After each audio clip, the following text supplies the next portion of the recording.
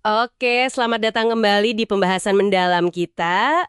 Kali ini kita mengupas sesuatu yang seru nih. Dari sumber Anda bab 9 tentang seni melontarkan zinger. Tahu kan? Komentar yang nusuk atau balasan cerdas yang bisa langsung, wah, bikin lawan kicep. Iya, betul. Dan yang menarik, zinger ini bukan cuma soal nyeletuk spontan atau ngelucu gitu ya. Sumber Anda mengutip Chris Lamb malah bilang ini kayak gada buat melukai lawan, sekaligus perisai buat nangkis serangan. Jadi ini alat retorika strategis banget. Kedengarannya lumayan keras ya, tapi efektif berarti. Bisa jadi. Tujuannya kan buat nunjukin kelemahan lawan, atau bahkan bikin kita kelihatan lebih unggul dalam debat. Oke, nah, buat Anda nih yang pengen ngerti dinamika debat, gimana kata-kata bisa jadi senjata, yuk kita bedah bareng seni zinger ini. Apa sih kuncinya? Kunci pertama nih, yang ditekankan banget di sumber Anda, itu soal persiapan dan timing, waktu yang pas. Zinger polling bagus itu jarang banget lo muncul tiba-tiba, perlu difikirin, disiapin, terus dikeluarin pas momennya tepat, biar nendang. Contohnya yang dari Mehdi Hasan itu menarik banget. Dia cerita pas debat di TV sama sejarawan David Starkey. Starkey kan ngeluarin komentar yang dianggap rasis, terus salah nyebut nama Hasan jadi Ahmed. Nah itu dia, kuncinya Hasan nggak langsung motong atau marah saat itu juga. Dia tunggu dulu giliran yang ngonong, baru dengan tenang dia bilang, nama saya Mehdi, bukan Ahmed.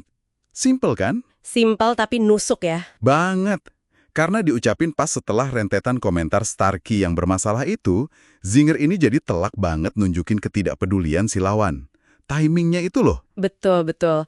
Sabar dan nunggu momen yang pas itu bisa ngubah keadaan ya. Nah, selain timing, ada lagi nggak? Ada.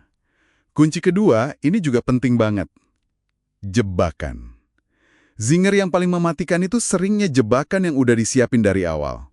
Perlu riset dulu. Riset gimana tuh maksudnya? Ya, cari-cari kutipan atau pernyataan lawan dari masa lalu yang mungkin sekarang ini bertentangan sama argumen dia. Oh, jadi pakai kata-kata dia sendiri buat nyerang balik. Wah, cerdik itu. Iya.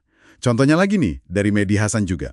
Waktu dia wawancara Mamun Fandi, yang bela Arab Saudi dan nyerang Al Jazeera.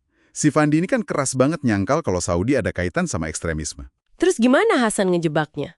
Nah, pas Fandi lagi ngotot-ngototnya, jepret.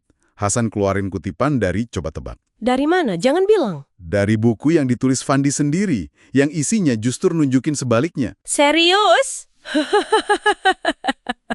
Mati kutu dong dia. Iya jelas, mau bantah gimana? Itu tulisan dia sendiri kan?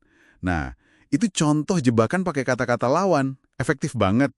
Gila, itu sih skakmat langsung ya.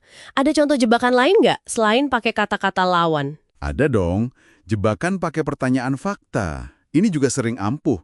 Kayak kasusnya Christopher Hitchens pas debat soal Perang Teluk tahun 91. Lawannya Charlton Heston yang getol banget dukung aksi militer. Oh, yang itu ya. Hitchens nanya apa waktu itu? Hitchens, tenang aja, dia nanya ke Heston, minta sebutin nama negara-negara yang berbatasan langsung sama Irak. Pertanyaan geografi dasar ya.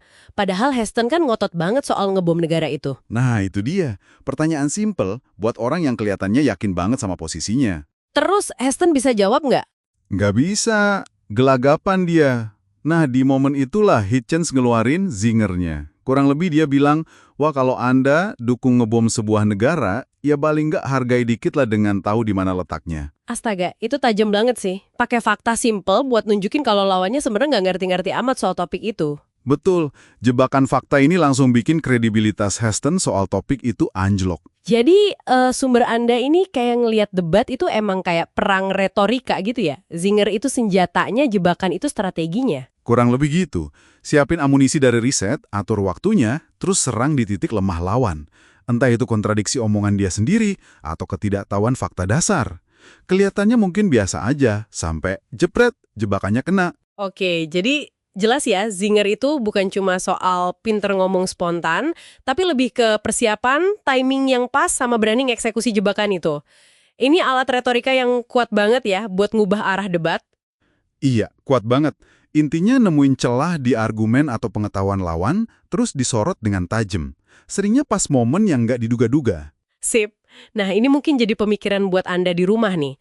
Oke, zinger emang bisa bikin puas banget ya rasanya, dan efektif buat menang dalam satu momen debat.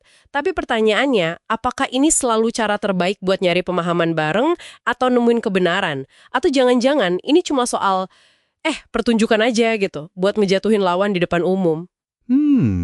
Pertanyaan bagus itu. Sesuatu buat direnungkan lebih lanjut ya.